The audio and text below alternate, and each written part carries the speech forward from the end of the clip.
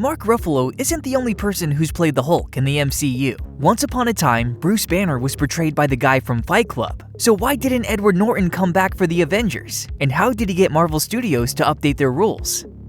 We take it for granted nowadays, but there was a time when it seemed like the Marvel Cinematic Universe might not be a massive success. Iron Man blew up the box office when it dropped in May 2008, but things weren't so super for The Incredible Hulk when it came out just 1 month later. It got a shrug from critics and underperformed at the box office. Robert Downey Jr.'s Tony Stark became an overnight icon, but the same couldn't be said for Edward Norton's Bruce Banner. Despite the hiccup, Marvel Studios steamrolled ahead. Almost every single MCU project moving forward would end up making more money than The Incredible Hulk, but Norton never got the chance to redeem himself. As of Phase 5, the Hulk has never received a sequel, but more importantly, Norton was replaced with Mark Ruffalo for the Avengers and everything after it.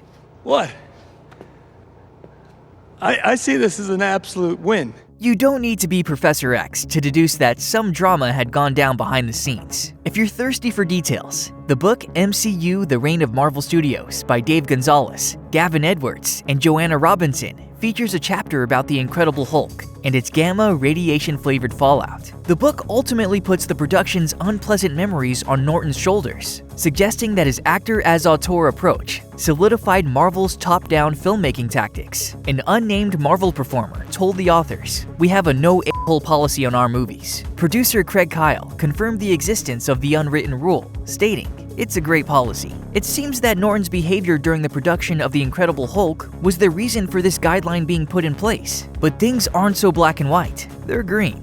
It's long been known that Edward Norton wanted a great amount of control over The Incredible Hulk. As Norton told Cinema Blend in 2019, he saw the character as a Promethean myth and wanted to make a trilogy in the vein of The Dark Knight. Naturally, he had some strong opinions about how the character should act. Norton apparently rewrote credited writer Zach Penn's script, although MCU: The Reign of Marvel Studios suggests this was more of a new coat of paint than an overhaul. He also wanted to play both Banner and the Hulk for a more complete performance, even though he ultimately wasn't really engaged in the motion capture process. According to stuntman Terry Notary, the book likewise describes director Louis Leterrier as having been differential to Norton on set. Marvel was initially happy to give Norton the reins, but studio executives found themselves underwhelmed by his 135-minute long cut. Despite Norton's loud objections, the movie was cut into a 112-minute action flick. Leterrier was given a say over the final cut by Marvel Studios president Kevin Feige,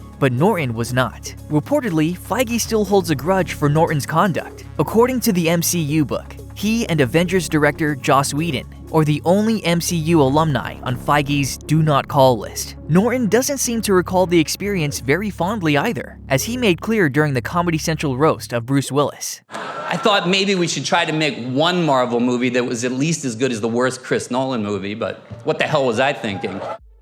Even outside Hulk, Norton has a reputation as being difficult to work with because he cares a lot about creative control. He took the final cut of American History X away from director Tony Kaye, who disowned the resulting movie. Brian Cox, who worked with Norton on Spike Lee's 25th Hour, wrote in his memoir, "Putting the rabbit in the hat." Norton is a nice lad, but a bit of a pain in the arse because he fancies himself as a writer-director. Therefore, there's no reason to doubt that Norton was a demanding presence and made few friends on the set of The Incredible Hulk. But it's important to keep in mind that MCU: The Reign of Marvel Studios isn't exactly an unbiased source. One passage claims, "The Incredible Hulk also taught Marvel Studios a valuable early lesson about the limits of collaboration." Put another way, Marvel learned that top-down authority and creativity are not necessarily in conflict with each other. More recent installments in the MCU have proven that this isn't quite true. Nia DaCosta, director of The Marvels, told Vanity Fair of the 2023 film, "It is a Kevin Feige production. It's his movie." Were things different back in the early days? It's possible, but Norton isn't the only actor from Phase 1 who felt that Marvel wasn't using him to his full potential. Mickey Rourke, who played the villainous Whiplash in Iron Man 2, had a similar gripe that was also featured in the MCU book. As he put it, Marvel just wanted a one-dimensional bad guy, so most of the performance ended up on the floor. So was Norton really being an a-hole, or was he just passionate about quality filmmaking? That depends on who you ask, but it's probably a mixture of both. Hulk! Smash!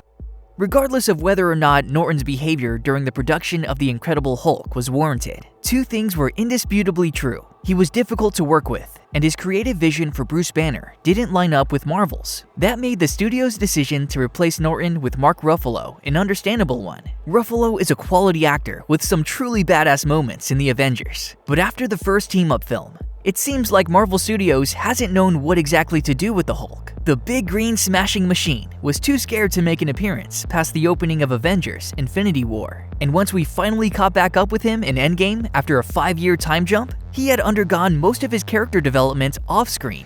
I know, it's crazy. I'm wearing shirts now. As of 2023, Ruffalo's Hulk was last seen introducing his son and his bizarre haircut to family and friends. The possibility of a Hulk trilogy may have left Marvel Studios when Norton did, but there are still plenty of Bruce Banner stories to enjoy in the realm of comic books, like Al Ewing and Joe Bennett's Immortal Hulk. As far as the silver screen goes, the multiverse saga makes for an easy way to reintroduce Norton's version of the character to the MCU, but as long as Feige still has his number blocked, that probably won't be happening.